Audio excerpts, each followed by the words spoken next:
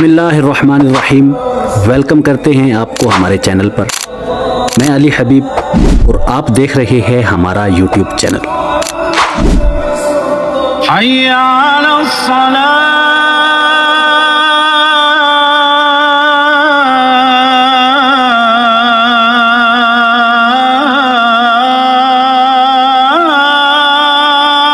ऐ अल्लाह मुझे भी बख्श दे और मेरे वालिदैन को भी बख्श दे। अगर आप नबी करीम सल्लल्लाहु अलैहि वसल्लम की शान जानना चाहते हैं तो इस वीडियो को आखिर तक देखिएगा।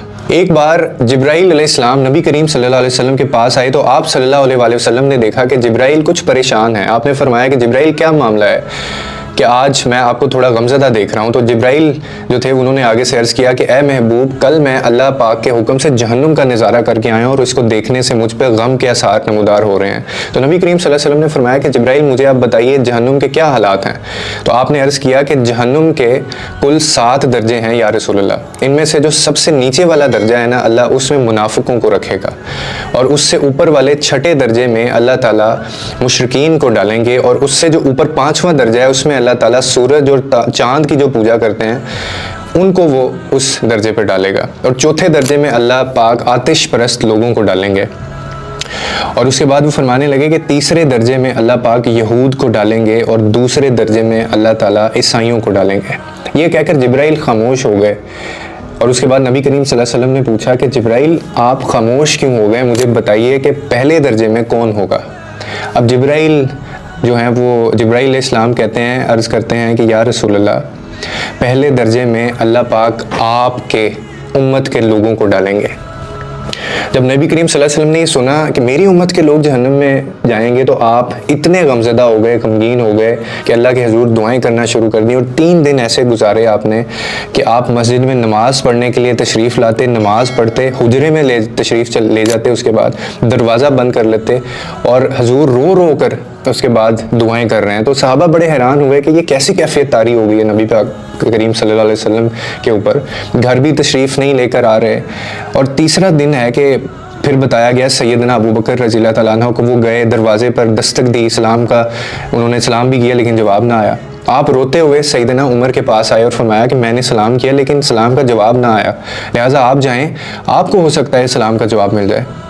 उसके बाद आप भी गए तो आपने 3 बार सलाम किया लेकिन जवाब ना आया। हज़रत उमर ने सुलेमान फ़ारसी को भेजा लेकिन फिर भी सलाम का जवाब ना आया। हज़रत सुलेमान फ़ारसी ने उसके बाद वाक़े का जो तज़किरा है वो हज़रत अली से किया और कहा कि आप जाइए। तो हज़रत अली ने सोचा कि इतने अजीम शख्सियात गई हैं, उनको सलाम का जवाब ना मिले, मुझे कैसे वो जवाब दे देंगे, तो मुझे खुद नहीं जाना चाहिए बल्कि मुझे उनकी नूर नज़र बेटी फ़ातिमा को भेजना चाहिए।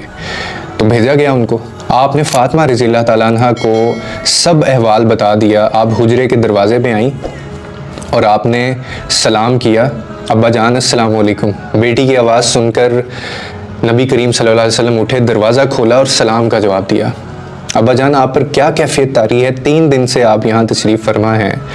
तो नबी करीम सल्लल्लाहु अलैहि वसल्लम ने फरमाया कि जिब्राइल ने मुझे आगाह किया है कि मेरी उम्मत भी जहन्नुम में जाएगी, इसीलिए फ़ातिमा बेटी उम्मत के गुनाहगारों का गम खाए जा रहा है, मैं इसीलिए गमज़दा हूँ और मैं अपने मालिक से दुआएं कर रहा हूँ कि अल्लाह उनको माफ़ करके और जहन्नुम से बरी कर दे। ये कहकर आप फिर सजदे में चले गए और रोना शुरू कर दिया आपने।